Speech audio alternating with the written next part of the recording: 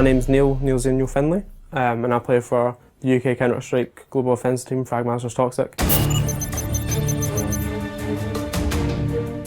I was actually one of the support players in the team, and I only took up the role of team leader when we kind of ran out of ideas and we needed some fresh in and use those individual roles to your advantage and just try and capitalise on it.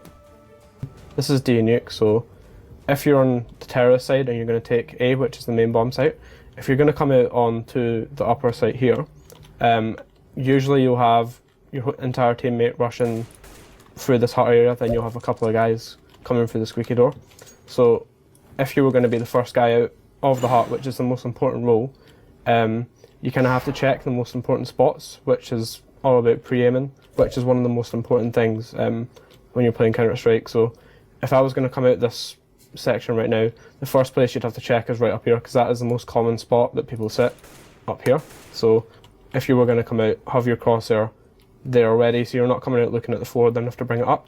So if you're already coming out and pre-aiming up there, you can just come out and instantly be at the right kind of height to get the first kill. And then second point of contact is in this crow's nest area. So once you've cleared that area, you can just get onto the bomb site. Make sure on the rafters is the most important places to check.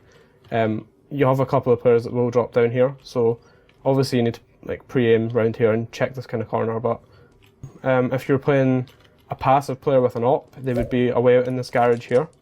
So if you were coming out, like I said, on the second row of coming out a squeaky door, you would try your best to try and get out of this area. You don't really want to face against an opera that's got long range with you and you've got an AK. So if you're going to hop through that door, if you know for a fact that he's going to be playing out there at long range, that is good, you can hop through the door. But if you're jumping around and your teammate does not make that kill up there, then that's going to leave you totally vulnerable, because you can't shoot very accurately whilst jumping. So if there's a counter-terrorist sat on the site here, or if there's one up there, then you're going to die if you're jumping about. So you just have to try and get out the door as fast as possible. You can maybe jump once round the corner, but even if you can get a smoke grenade off as soon as possible, that's perfect. What a lot of teams do, and what we do as a strategy, you can actually you can grenade out of the door. So you can have one guy sitting back here and chucking a grenade off that door and blowing it up, and then if you chuck a smoke grenade just through that gap there, that should land perfectly in this main area, so you can smoke that off before you guys are even out.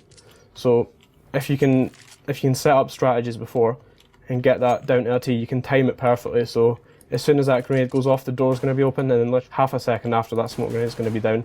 So you're covered completely from that area, and you can just get out, and you don't have to worry about your back really at all. You can do it with flashbangs as well, and it'll even blind the people up there that are coming onto the site. So yeah, that's ideal. If you can get that down, then it's a really good tactic to do. Like I was saying about pre-aim as well, if you've got a spare person, you have your first two players going out here, and then you'll have one guy just coming to the hut and spotting through that smoke, just in case a counter-terrorist tries to take it really quickly. You can just sit there and hold it off. If you were a counter-terrorist and you were going to play more aggressive, a lot of players like to get into this spot here. So they'll just kind of wait behind the hut and just sit here, and then flashes coming through the skylights out there won't blind you at all. A lot of players, especially if you're just playing against casual players, they will kind of check up here first. So you've got that advantage on them. If you're playing aggressive, you can get the first guy and you can just run in and control the hut area. You've totally stopped the rush, and you're guaranteed the first couple of kills. Or if you're playing an aggressive team, for example, we've got a aggressive push that we do, which is really good as a counter-terrorist. You basically just take control of the lobby instantly, so that terrorists can't do anything. So if you've got the first three guys in your team with the best spawns from CT, you'll come all the way down here. So the first three guys will just rush through, keep their guns out, and they'll just take control of this area. And a lot of the time, the terrorists will just be sitting here getting set up and getting ready to do a slow round. And then you'll have your fourth member jumping down onto the site, just chucking a flashbang off this wall of the hut here, which will basically blind anyone in this area. So the usual default setup for terrorists, they'll just have a couple of guys coming in here, taking control of the ramp, and you'll have one person spotting here.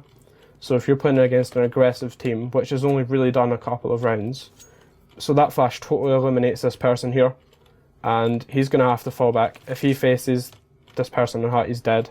So it totally cuts this guy off. So you've basically isolated the 2 terrorists that are going to be taking this area, and you'll have 3 of your teammates pushing them, and they won't be expecting it at all, so they'll definitely die. So it's really easy to get the first couple of kills, and then you can just fall back.